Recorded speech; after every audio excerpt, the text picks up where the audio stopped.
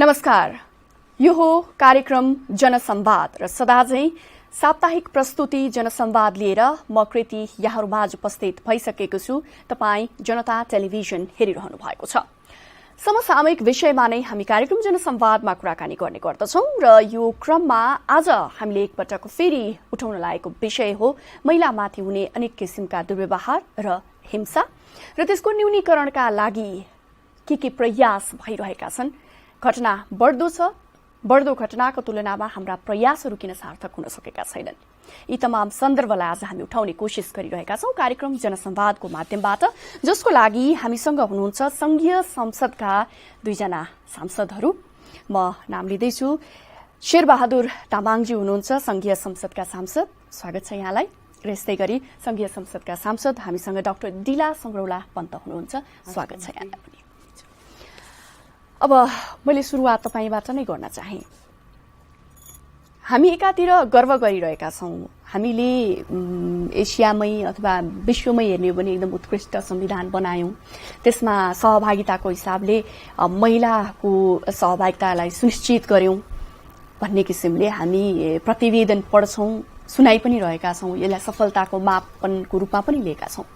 तर घटनागत रूपमा हेर्ने हो भने, व्यवहारत हेर्ने हो भनेदेखि महिलामाथि हुने दुर्व्यवहार र हिंसाका घटनामा कमी आउनु त कता हो वर्षेनी बढ्दैछ। यसलाई कसरी लिनु भएको छ? यो चाहिँ हाम्रो समाजको एउटा नैतिकताको ग्राफ हो।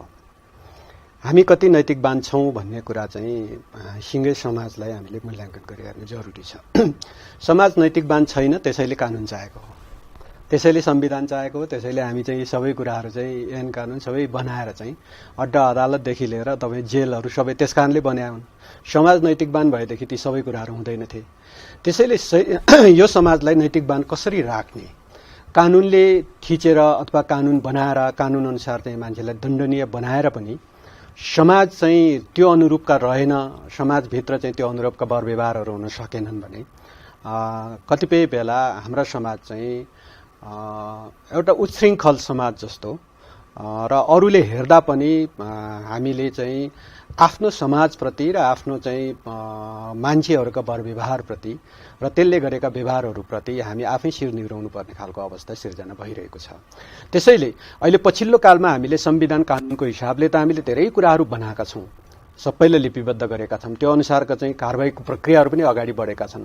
तर यद्यपि पनि त्यतिले पनि नपुगिरहेको अवस्थामा खास गरी महिलासँग जोडेर हेर्दाखेरि हामी कस्तो देख्छौं भने आफ्नो भनौं न कि त मान्छेले हिंसा दुईटा किसिमले हुँदो रहेछ, कि त सम्पत्तिसँग जोडेर हुन्छ कि त यौनसँग जोडेर हुन्छ।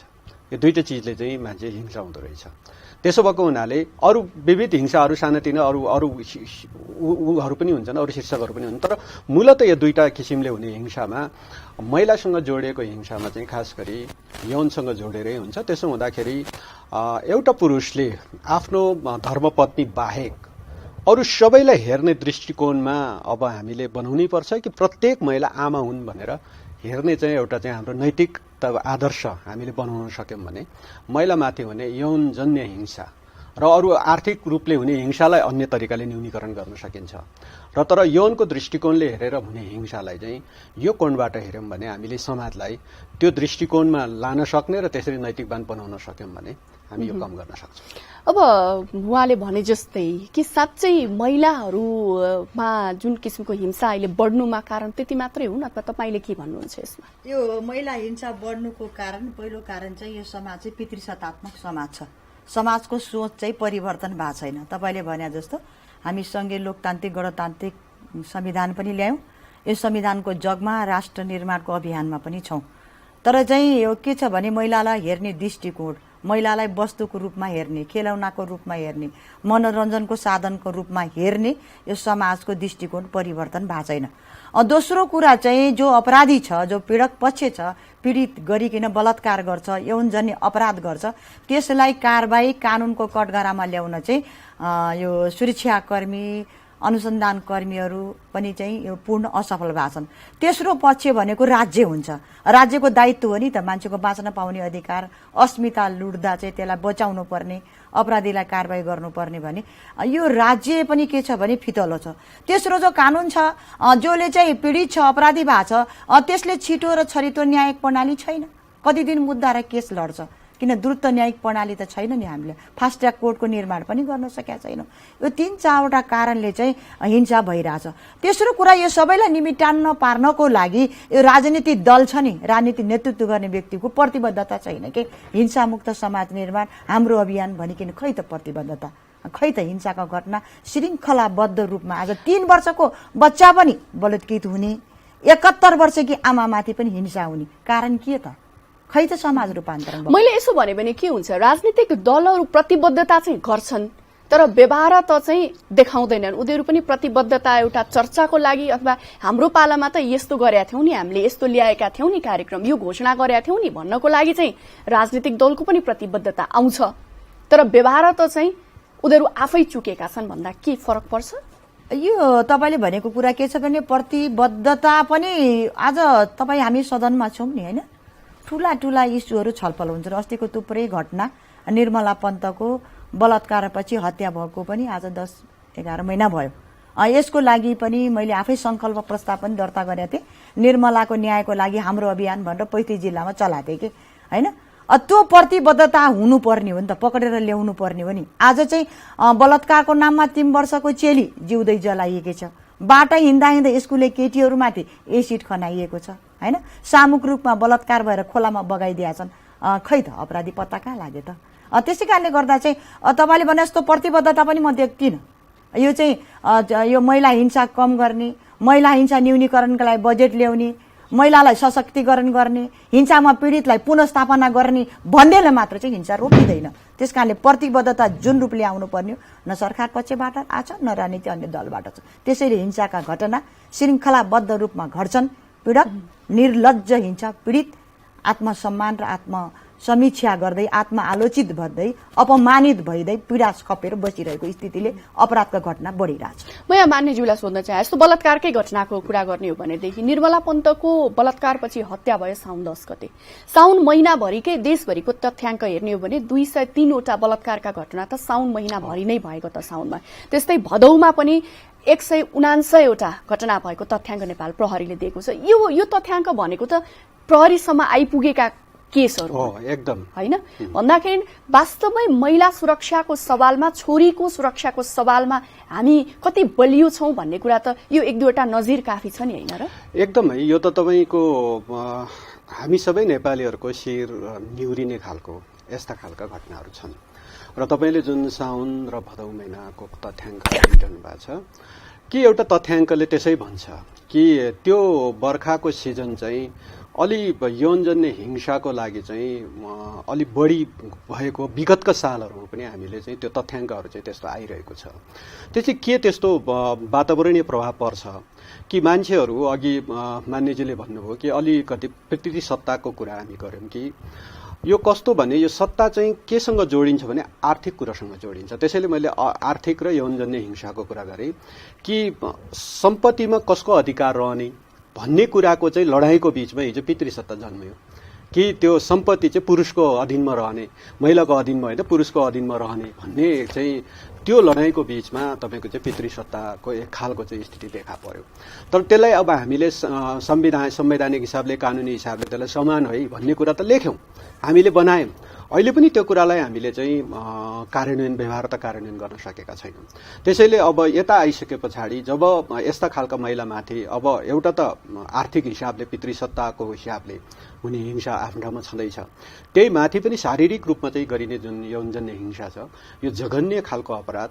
र कतिपय ठाउँमा कतिपय केसमा अब निर्मला पन्तकै कुरामा अब अहिले पनि तपाईँको चाहिँ हामीले यो को हो त, त्यो अपराधी को हो, सायद त्यो अपराधी कतै चाहिँ छाती फुलाएर हिँडिरहेको होला, यी कसैले मलाई चिन्दैन भनेर लागिरहेको पनि होला तर एक न एक दिन त त्यो त फेला त पर्छ। तर पनि तपाईँको चाहिँ जुन तदारुकताका साथ अगाडि यहीँनिर मैले रोके न्यायको सवालमा ढिला न्याय दिनु भनेको न्याय नदिनु सर हो भने त्यस्तो हुन्छ। सर्वव्यापी नजिक छ। त्यसैले त छिटो न्याय दिनुपर्छ, छिटो न्याय दिनलाई अपराधीलाई छिटो कठघरामा ल्याउनुपर्छ, छिटो छानबिन गर्नुपर्छ।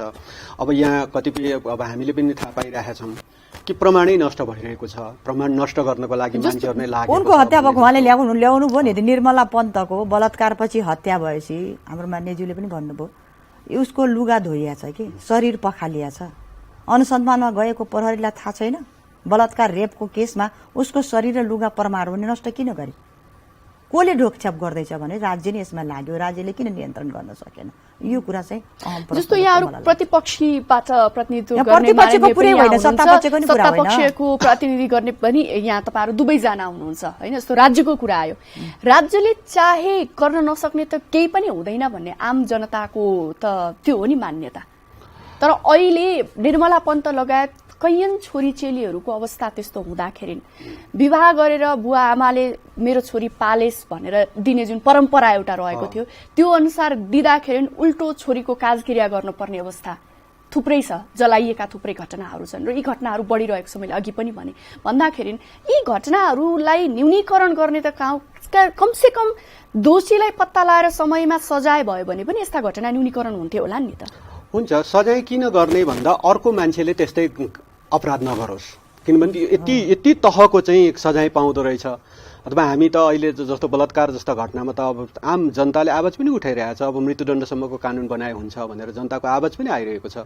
यद्यपि नेपाल चाहिँ त्यो तहको कानुन बनाउन सक्ने राष्ट्र होइन।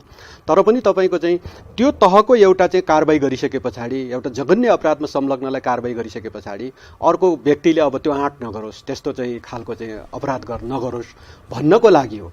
त्यसैले अब प्रतिनिधिमूलक कतिपय घटनाहरूमा अहिले पनि अन्तर्राष्ट्रिय रूपमा पनि देखिन्छ कतिपय ठूला घटनाहरू पनि दोषी पत्ता नलागिरहेको, ठूला राष्ट्रको पनि पत्ता नलागेको अवस्था देखिन्छ। तर त्यसलाई उदाहरण देखाएर अनि त्यसपछि हामी चाहिँ यहाँ पन्छिने खालको प्रवृत्ति कतिपय बेलामा केही मान्छेहरूले केही अब सरकारमै रहिरहेका मान्छेहरूले पनि फलानु मुलुकको फलानु चाहिँ यस्तो घटनाको त अहिलेसम्म पत्ता लागेको छैन भन्ने जस्तो अभिव्यक्तिहरू दिइरहेको, मतलब त्यो चाहिँ हाम्रो राष्ट्रको मैले अघि नै भने नि त्यो अपराधको ग्राफ हाम्रो राष्ट्रको एउटा चाहिँ यो नैतिकताको ग्राफ कहाँ छ?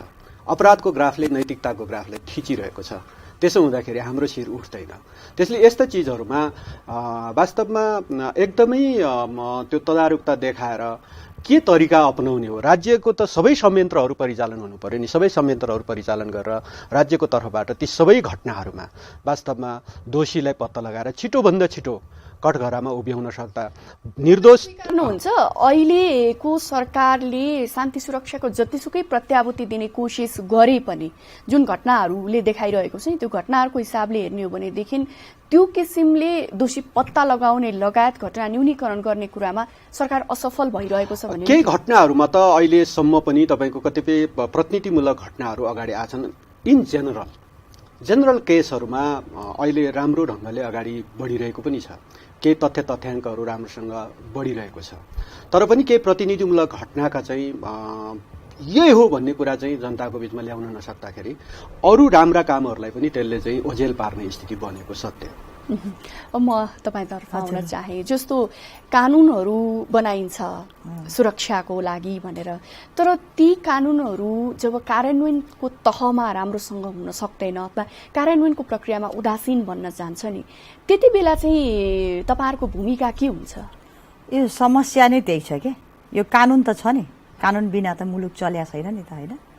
कानुन यही त हो नि। यो जब चाहिँ हिंस्रक पद्धति हैन, अराजक पद्धति, हिंसाका घटना, मानव अधिकार विरोधी घटना घट्छन् त्यसलाई कानुनको दायरामा लिएर दण्डको कठघरामा हामीले ल्याउनु पर्छ। तर आज के छ भने कानुन छ, कानुन चाहिँ एउटा चाहिँ कागजको खोस्टो भइसक्यो कि कार्यान्वयन पछि छैन। आज घटना घट्ने पहिलो कारण पनि त्यही हो। त्यसैकारणले अबको भूमिका के छ भने पछाडि चाहिँ अब अघि नै उदाहरण दिइसक्यौँ हामी निर्मलाको। म लामो कुरा पनि गर्न चाहन्न। निर्मलाको लागि धेरै अभियान पनि अन्य हिंसाको घटनाको अभियान पनि हामीले चलायौँ र आजसम्म चाहिँ त्यो अपराधी कहाँ छ त?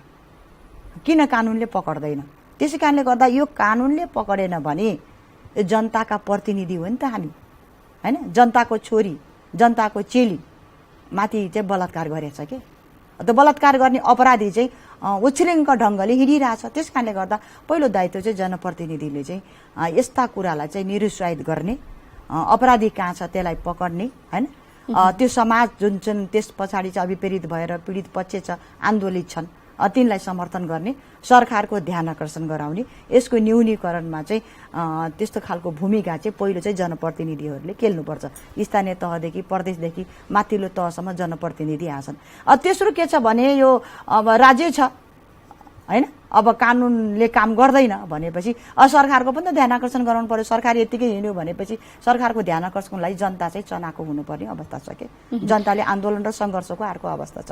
तेस्रो भनेको चाहिँ पीडित पक्ष छ। पीडित पक्षले अघि नै मैले भनिसकेँ, न्याय प्रणाली द्रुत छैन कि, छिटो छरितो छैन, महँगो पनि छ, खर्चिलो पनि छ। छिटो तरिकाले न्याय नपाउने गर्दा 50% केस चाहिँ अदालतमै जान्नन्। हिंसाका केसहरू छन् नि त, दुर्व्यवहारका केस छन् नि, यहाँ बलात्कार मात्रै कुरा छैन, थुप्रै कुरा छन्। त्यो हिंसा चाहिँ दर्दै हुन जाने रहेछन् के, 50% मात्रै जाने रहेछन्। त्यहाँ गएका मान्छे पनि धेरै चाहिँ निराश भएर फर्किने रहेछन् के। जो पीडित पक्ष छ, बलात्कृत भएको छ, त्यसलाई चाहिँ समाजले फेरि अपेलना गर्ने पद्धति पनि छ। त्यस कारणले गर्दा पीडित पक्षलाई छिटो न्याय पाओस् भनेर चाहिँ अबको आवश्यकता भनेको चाहिँ द्रुत गतिको न्याय प्रणाली भनेर अथवा चाहिँ फास्ट ट्र्याक कोर्टको चाहिँ निर्माण हुनुपर्छ भनेर चाहिँ मैले उठाएको छु यो कुरा। जस्तो मैले एउटा तथ्याङ्क यहाँ राख्न चाहे, यो बेचबिखन, घरेलु हिंसा, बलात्कार र दुर्व्यवहारको जुन घटनाहरू हुने गर्छ नि महिलामाथि, त्यसको विगत 5 वर्षको तथ्याङ्क हेर्ने हो भने जस्तो 2070-71 मा 2016 रहेछ। अहिले 5 वर्षमा यो बढेर 2074-75 सम्म आइपुग्दा 3255 चाहिँ केसेसहरू अहिले आएको, दर्ता भएको मात्रै केसको यो म कुरा गरिरहेको छु। त्यस्तै बलात्कारका घटनाको मात्रै कुरा गर्ने हो भने औसत एक दिनमा औसत 4 जनासम्म बलात्कार हुने रहेछ यो तथ्याङ्कले भनेर त्यो पनि नेपाल प्रहरीले निकालेको डेटामा छ। भन्दाखेरि कानुनले चाहिँ हामी एकदम अब फास्ट ट्र्याकको कुरा सुने पनि थुप्रै भइसक्यो, मार्फतबाट चाहिँ न्याय दिने भने पनि थुप्रै भइसक्यो। कानुनले पनि अब एकपछि अर्को गर्दै विभिन्न विधेयक ल्याइरहेको छ अहिलेको सरकारले, होइन। तर महिला सुरक्षाको सवालमा भएका कानुनलाई पनि किन कार्यान्वयन गर्नेतर्फ चाहिँ जोड हुन सकेको छैन अथवा कमजोरी कहाँनिर भएको छ? यसको सबभन्दा कमजोरी पक्ष के हो भने हामीले जुन रूपमा सुरक्षा संयन्त्रलाई परिचालन गर्नुपर्ने हो र त्यतिको सायद हामीसँग संख्या पुगेको छैन। हामीले आवश्यक ठाउँहरूमा चाहिँ सुरक्षा संयन्त्रहरूलाई खडा गर्नुपर्ने। र अर्को के हुन्छ भने तपाईँलाई म बताउँ कि जहिले पनि के हुन्छ भने पीडक र पीडितको बीचमा पीडक चाहिँ जहिले पनि उसलाई थाहा छ नि म पीडक हुँ भन्ने कुरा, र उसले कानुनको कुन चाहिँ लुप होल प्रयोग गर्ने अथवा कसलाई प्रयोग गरेर हुन्छ कि कुनै नेतालाई प्रयोग गरेर हुन्छ कि कुनै पुलिसलाई नै प्रयोग गरेर हुन्छ कि अदालतलाई प्रभावित गरेर हुन्छ कि त ऊ छुटकारा लिन खोज्छ कि त कारबाही कम गराउन खोज्छ। र उसलाई थाहा छ कि म पीडक हुँ भन्ने कुरा, त्यसकारणले ऊ जसरी पनि उम्किनको लागि उसले प्रयत्न गरिरहेको हुन्छ। त्यो प्रयत्नको बीचमा कहिलेकाहीँ हाम्रा सुरक्षा संयन्त्र त्यही पीडकसँग मिलिदिने स्थिति, कहिलेकाहीँ राजनीतिक दलकै नेताहरूले पीडकलाई फलानलाई छोडिदिनु पर्यो, फलानले के गरेछ र भनेर राजनीतिक दलकै नेताहरू पनि त्यसको पक्षमा लागिदिने स्थिति, र अन्तिममा केही सिप लागेन भने त्यो पीडकले चाहिँ अदालतलाई समेत प्रभाव पारेको स्थिति। यो केसमा मात्र होइन, अरू थुप्रै केसहरूमा तपाईँको चाहिँ गलत पक्षले चाहिँ प्रभावित गर्ने स्थिति बनेको छ। त्यसो भएको कारणले यो कार्यान्वयन फितलो जस्तो देखिने कारण त्यही हो कि मान्छे पहिलो कुरा त अब पीडकलाई समाउन पनि सकिरहेको हुँदैन, उसलाई कानुनी कठघरामा ल्याउन पनि सकिरहेको, जसलाई लिएर आयो त्यो मान्छे पनि केही न केही उपाय यसमा राज्यको निरीयता नै देखियो। अब यो चाहिँ राज्यको भन्दा पनि राज्य संयन्त्रमा सञ्चालन बसेका मान्छेहरू, मैले त्यसैले नैतिक ग्राफको कुरा गरिरहेको छु नि, केही मान्छेहरू अनैतिक छन्, त्यो राजनीतिमा छन्, त्यो प्रशासनमा छ, त्यो तपाईँ सुरक्षामा छ, न्यायालयमा छ, केही मान्छेहरू अनैतिक छन्। ती अनैतिक मान्छेहरूको संख्याले वास्तवमा कहिलेकाहीँ राज्यको सरकारको पनि शिर निहुरेको छ। अब प्रतिपक्षी दलको मान्छे हुनुहुन्छ, उहाँ पनि सत्तापक्ष हुनुहुन्थ्यो कुनै बेला, होइन, त्यति बेला पनि यस्ता घटनाहरू घट्थ्यो, उहाँहरूको पनि शिर निहुरेकै थियो। र फेरि अब प्रतिपक्ष सत्तापक्ष भने हामी सबै सरकार पक्ष हो, हामी चाहिँ सबै, किनभने हामी यो मुलुकको चाहिँ विभिन्न अङ्गका मान्छेहरू हौँ, यो मुलुकको सिङ्गो राज्यको विभिन्न अङ्गका मान्छे हौँ। त्यस भएको कारणले हामी सबैको चाहिँ त्यस कारणले त्यो केही मान्छेहरूको चाहिँ अनैतिकताको कारणले हामीले यस्ता राम्रा कानुनको हिसाबले तपाईँले अघि नै भन्नुभयो नि कि आजसम्म तपाईँ भनौँ न विश्वको अरू पनि देशसँग तुलना गर्दाखेरि नेपालमा जस्तो हामीले चाहिँ यति राम्रा कानुनहरू वास्तवमा महिलासँग सम्बन्धित भएर लैङ्गिक हिसाबले हेर्दाखेरि यति राम्रो समानताको कानुनहरू चाहिँ अरू मुलुकमा यति धेरै पाइँदैन। तर यति राम्रो बनायो भने तपाईँको चाहिँ भनौँ न यस्ता हिंसाका कुराहरूमा पनि तपाईँको चाहिँ हामीले धेरै कानुनहरू दण्ड सजाय सम्बन्धी कानुनहरू थुप्रै बनाएका छौँ। तैपनि ती कुराहरूलाई कसरी हुन्छ होला र कि मान्यज्यू, जस्तो नि बन्नेको कुरालाई अब जस्तो तपाईँकै दलभित्रको कुरा गरौँ न, बनेका कानुनहरू मध्ये 33% सहभागिताको कुरा, 33% नपुगिकन दल नै दर्ता नहुने कुरा पनि त हाम्रो संविधानले सुनिश्चित गरेको कुरा हो नि। तर व्यवहार त के छ? लागू भइरहेको छैन। लागू हुनुपर्छ र हामी त निरन्तर त्यसको पक्षमा वकालत र एडभोकेसी गर्दै आएका मान्छे हौँ। र जस्तो हरेक हिसाब संविधानमा हामीले समानुपातिक समावेशी सिद्धान्तको आधारमा सहभागी बन्न पाउने अधिकार सुनिश्चित गर्यौँ नि। त्यो सुनिश्चित गरिसकेपछि हरेक कानुनहरू बन्दाखेरि तपाईँको त्यो समानुपातिक हिसाबले चाहिँ त्यसलाई त्यो कानुनभित्र नै त्यो त छँदैछ। मैले यति मात्र सोध्न चाहेँ, जस्तो जब तपाईँहरूको दल दर्ताको प्रक्रिया नै संविधानतः पुरा भएको छैन भन्ने कुरा आइसकेको छ, त्यो सबैले थाहा पाइसकेको छ भने अब यस्तो कुरा चाहिँ के हो भने कानुन सबैले पालना गर्ने हो। दलले पुर्याइदिएन केही फरक परेन नि। मैले चाहिँ नपुर्याइकन दर्ता गर्न लगेँ भने संवैधानिक अङ्ग छ नि निर्वाचन आयोगको, ऊ किन दर्ता गरिदिन्छ? तिमी पुर्याएर ल्याऊ भन्ने हैसियत त उसको रहन्छ नि। उसको संवैधानिक अङ्गको एउटा हैसियत। कुनै एउटा दलले 33% नपुर्याइकन दल दर्ता गर्न लिएर आयो भने तिम्रो दल दर्ता हुँदैन भन्ने उसको चाहिँ अधिकार छ नि। उसले त्यो गर्दैन। यही प्रश्न मैले मान्यज्यूलाई पनि सोध्न चाहेँ, किनभने कुनै पनि दल यो कुराबाट अछुतो छैन, चाहे त्यो नेपाली कांग्रेस होस्, चाहे त्यो अहिले नेपाल कम्युनिस्ट पार्टी नेकपा किन नहोस्, दर्ताकै हिसाबले चुकेको त छ नि। यो चाहिँ सोच मैले अघि न यो चाहिँ आफ्नो पार्टी भन्ने कुरा पनि यसमा आउँदैन।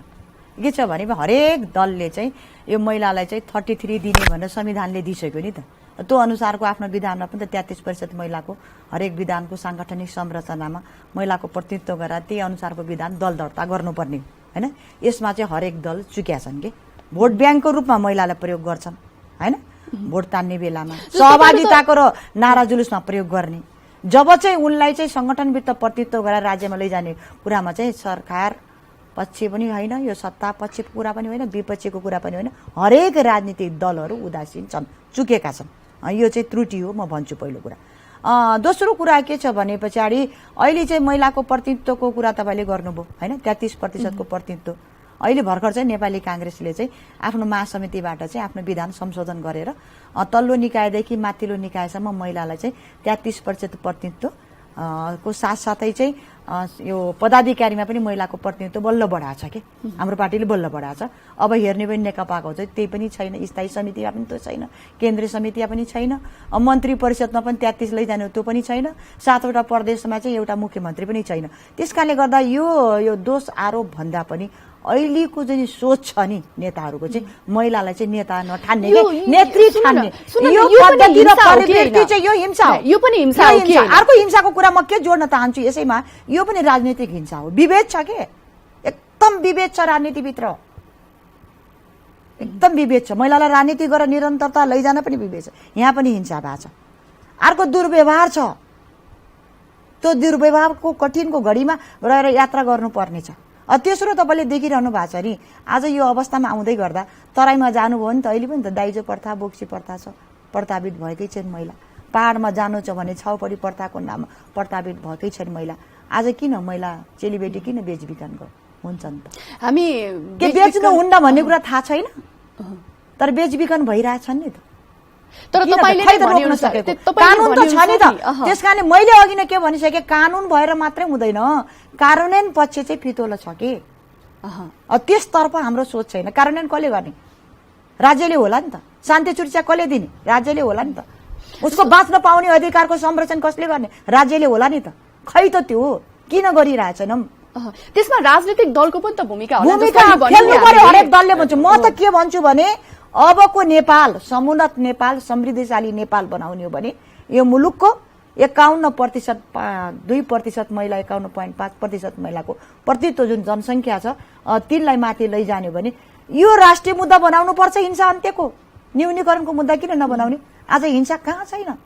सामाजिक क्षेत्रमा त्यही छ, शैक्षिक क्षेत्रमा त्यही छ, राजनीतिक क्षेत्रमा त्यही छ, घरभित्र घरेलु हिंसा त्यही छ भनेपछि आज वस्तुसरी महिला बेचबिखन भइसके। नेपाल चाहिँ चेलीबेटी बेचबिखनको देशको रूपमा चिनिसक्यो, हाम्रो शिर निहुरिँदैन, हाम्रो ध्यान जाँदैन। यसले राष्ट्रिय मुद्दा नबन्ने, अरू अरू मुद्दामा चाहिँ सबै सहकार्य गर्ने, महिला हिंसा न्यूनीकरणमा राष्ट्रिय मुद्दा नबन्ने ऊ भगिनी संगठन, चाहे चाहिँ महिला सङ्घ होस् चाहे अन्य सङ्घ होस्, यिनको मात्रै मुद्दा हो यो, तिनले आन्दोलन गरिदिनु पर्ने यो होइन नि त। त्यसै कारण अर्को आन्दोलनको जरुरत छ के। मैले यहाँनिर तपाईँलाई पनि सोध्न चाहे, जस्तो राजनीतिक रूपमा पनि जुन किसिमले स्वीकार्यता जसरी हुनुपर्थ्यो नि 100% स्वीकार्यता त्यो नभएको र राजनीतिमा पनि महिलामाथि हिंसा हुन्छ जुन उहाँले पनि यसले स्वीकार्नुभयो नि, तपाईँ के भन्नुहुन्छ? यो पछिल्लो कालमा अलिकति सुधार त भएकै छ, किनभने शैक्षिक स्थिति चाहिँ नसुधारिकन अरू चिजहरूमा समानता नहुने रहेछ। त्यस भएको कारणले अहिले शैक्षिक स्थिति चाहिँ समानताको एउटा लेभलमा पुग्दै अगाडि बढाएको छ। नत्र भने पहिला महिलालाई पढाउँदैन थियो, अर्काको घरमा बिहे गरेर जाने जातको रूपमा लिएर। तर आजको संविधानले त बिहे गरेर जाने जात त व्याख्या गर्दैन। संविधानले त बिहे गर्ने कुनै पुरुष र महिलाको उसको अधिकार हो। त्यस भएको हुनाले त्यो अधिकारलाई सुनिश्चित गर्दै पछाडि बिहे गरेर जाने अथवा बिहे गरेर ल्याउने भन्ने जातको रूपमा त छैन। उसले समानताको अधिकार उसले संविधान अनुसार उसले सम्पत्तिमा पनि पाइसकेका छ।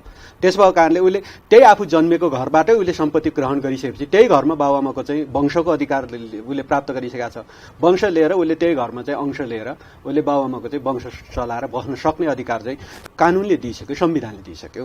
तर तपाईँको त हो राजनीतिले गर्ने त्यति नै हो, त्यस्तै चिज हो, राजनीतिले गर्ने त्यस्तै चिज हो।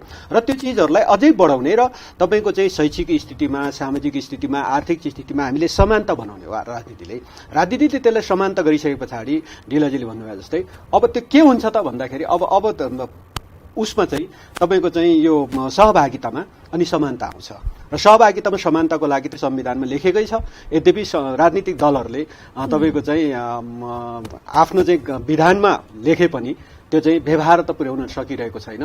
त्यो एकदमै नाजायज कुरा हो, त्यो पुर्याउनै पर्दछ।